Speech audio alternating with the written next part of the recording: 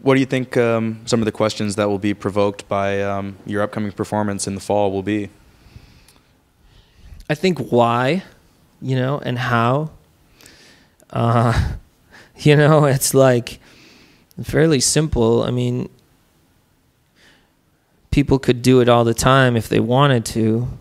They just don't, and so it seems odd because no one does it. But like running around with a guitar between your legs and pointing it at the ceiling and squealing around is pretty odd, but it seems commonplace because it is. I hope that people ask why and ask how, because it opens their mind up, and it takes a lot of especially like critics and the music community is really uptight, and they Frank Zappa said writing about music is like dancing about architecture. It's just like I'm kind of done classifying music in my life. I'm done with music's like asking why of music, but I think that doing it last time and the time before got a lot of people rattled in kind of a good way and inspired, I don't know. I guess the greatest reason for me is if there is no reason. That's like my biggest challenge. If I can't find a justification to do something, that's usually when I'll do it. Do you have any performance artists in mind when you're conceiving of a piece like this?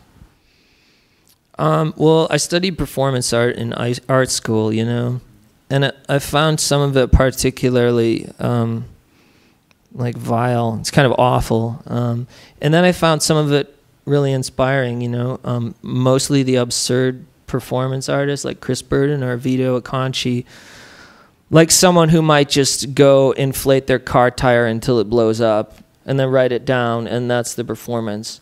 Or someone who gets like a $4,000 grant to like go on the Concorde, and then they make an airplane out of paper and they fly it from the back of the Concorde to the front, and it's like an absurdist like kind of comment on money.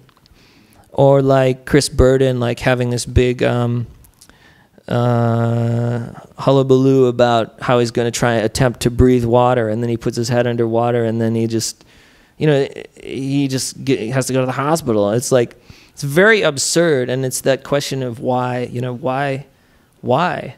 And my answer is, why not? It's so inspiring. There's lots of different dimensions to the kind of performances that you do. I mean, the performance that you're planning now that we're talking about is pretty out there, and yeah. Some of the inspirations for it are more avant-garde or abstract performance artists. Your live performance when you play shows is almost, I think of it as almost like a classic type of performance, like an old school showmanship. Do you have any particular inspirations for your musical performances that you do like when you tour? Not really. Actually my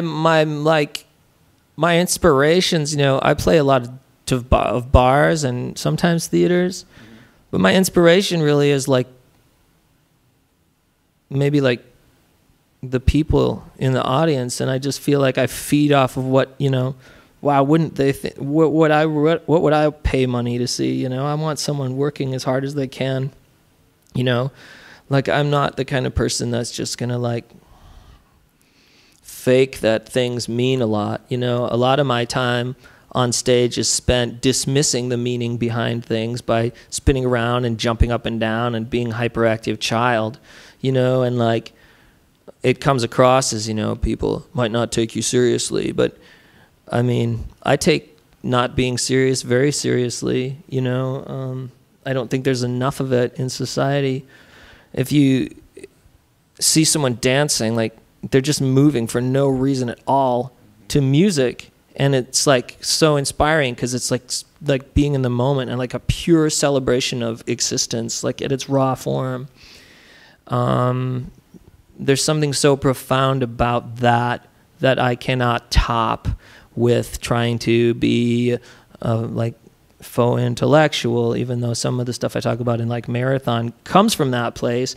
It doesn't necessarily, like I can read and understand Proust, but that doesn't mean that in order for me to feel valid in the world, I have to write like Proust. You know, I could just tell a dirty joke, and for me, that's my place in the world. So I guess when I'm performing, I feel inspired just to be free and act out the lyrics and make sure that like I'm giving my best and my all. It doesn't really, I don't know where it comes from. When I was younger, I would break arms and throw up and stuff. So when you're performing, you're being inspired by the presence of the audience. What do you find happens to the audience when you take that energy from them and are moved by it? Well, like anytime you're playing in a bar, some of them just continue to play pool, and some of them walk away. I mean, that's going to happen. Like, even if you have a room full of 400, 500 people and one of them just isn't paying attention, you know, that one, like, your ego sees it. And so I have lights that usually shine in my face, and I blur my eyes a little bit, and then my hair gets in front of my face, and I really can't see them. I just kind of psychically read the energy. But yeah, I don't know. I don't know how to answer that.